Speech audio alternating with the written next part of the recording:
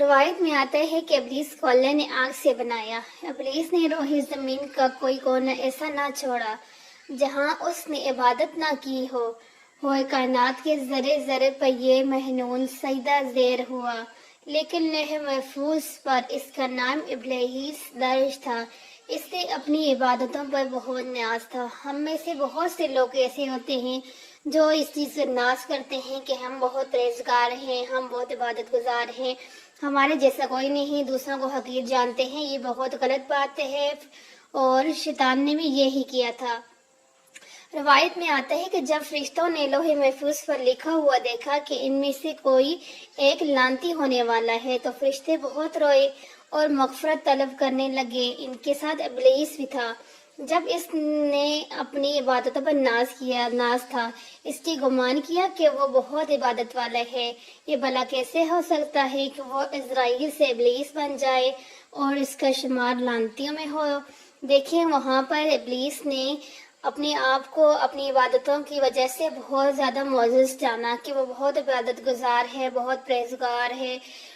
کبھی بھی یعنی کہ لعنتیوں میں اس کو شمار نہیں ہو سکتا، کیونکہ اس نے اللہ تعالیٰ کی بہت عبادت کی ہے۔ زمین کے ذرے ذرے پہ اس نے اللہ کا سجدہ کیا ہے، اس لیے اس کو اپنے اوپر تکبر تھا کہ نہیں، ایسا نہیں ہو سکتا، وہ لعنتیوں میں اس کا شمار نہیں ہو سکتا۔ اللہ نے آدم کی تحقیق کی، سب فرشتوں کو حکم ہوا کہ اسے سجدہ کرو، ان کو میں نے اپنے ہاتھوں سے بنایا ہے۔ سب فرشتوں نے آدم کو سجدہ کیا، لیکن ابلیس اپنی جگہ پر کر کھڑا رہا، یعنی اس کے اندر کہ میں نے اسے جھکنے نہ دیا۔ اللہ نے فرمایا، کیوں نہیں جھکتے اس کے آگے جسے میں نے بنائے ہے؟ وہ لعنتی بولا، مولا عبادت تیری کروں، تحقیق کرنے والا تو مجھے آگ سے بنایا، اسے مٹی سے، میں اس سے افضل ہوں، میں بھلا کیوں جھکوں اس کے آگے؟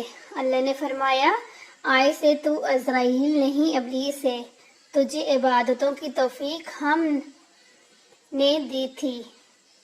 دیکھیں، یہاں پر ہم جو بھی کچھ کرتے ہیں اللہ سے ہمیشہ دعا کرنی چاہیے کہ اللہ ہمیں نیک کام کرنے کی توفیق دے، برے کاموں سے بچنے کی توفیق دے۔ جو کچھ بھی کرتے ہیں اللہ کے حکم سے ہی ہوتے ہیں، اس لیے ہر وقت دعا کرنی چاہیے کہ ہمیں نیک کام کرنے کی توفیق اللہ تعالیٰ دے۔ ساتواں آسمانوں پر تیرا نام ہم نے محترف رکھا، لیکن تو اپنے تکبر میں کی وجہ سے مردود ٹھہرایا۔ گزارش ہے کہ کبھی تکبر میں کو دل میں جگہ نہ دو، اپنی عبادت پر ناز نہ کرو۔ شیطان سے زیادہ عبادت کسی نہ کی ہوگی، لیکن پھر بھی لعنت کو تو شیطان کے گلے میں پہنا دیا گیا۔